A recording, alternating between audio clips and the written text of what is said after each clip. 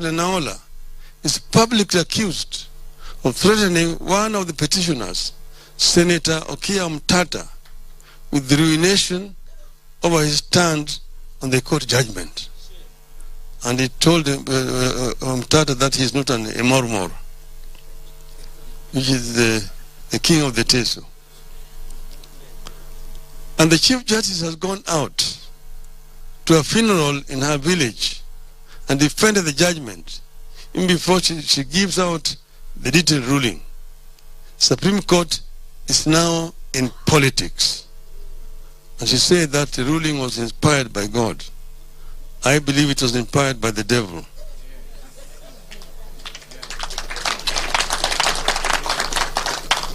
From our history as a country, we know this is an indication of a very disturbed conscience.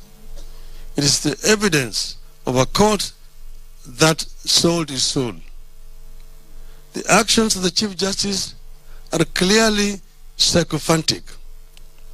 She has demeaned the dignity of the office of Chief Justice.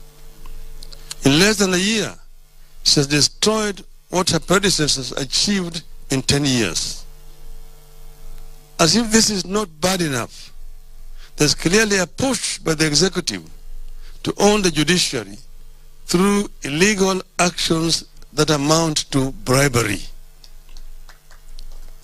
That is the reason for the rush to appoint 6 judges and to allocate money to the judiciary.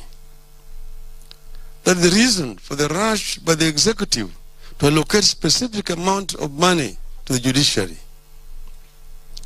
Financial allocation to institutions and state agencies is done by Parliament based on a scrutiny of budget proposals presented by the institutions.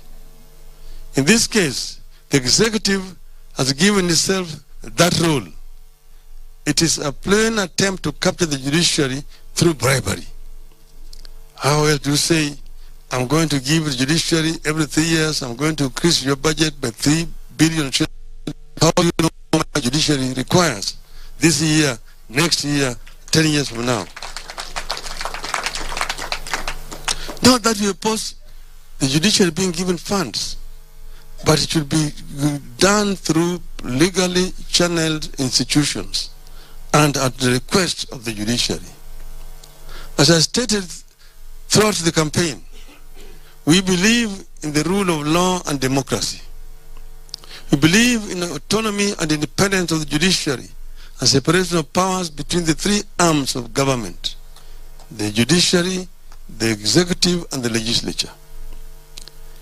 The presidential election petition should have been a victory for the rule of law and democracy in Kenya and across Africa.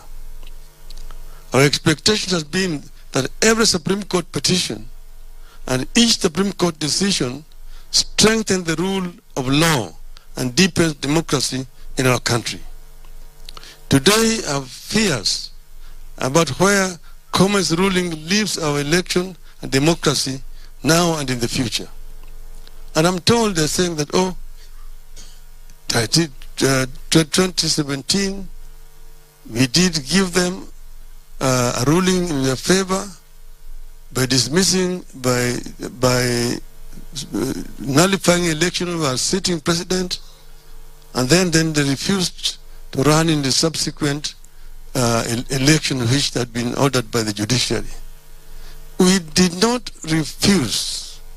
We demanded of the IBC to rectify those mistakes which had led to the nullification of the elections. And they refused to do so. So us participating in the subsequent election would have meant doing the same thing, the same way, expecting different results. That is the reason why we refused to participate. And it was after a lot of soul searching, and the country knows the details. But this is how it starts. We know how it will end and what the cost of it will be. In the 1960s and 70s, it started as a war against specific individuals and communities. By the time it was full bloom, no Kenyan was safe from the state terror. It has started again.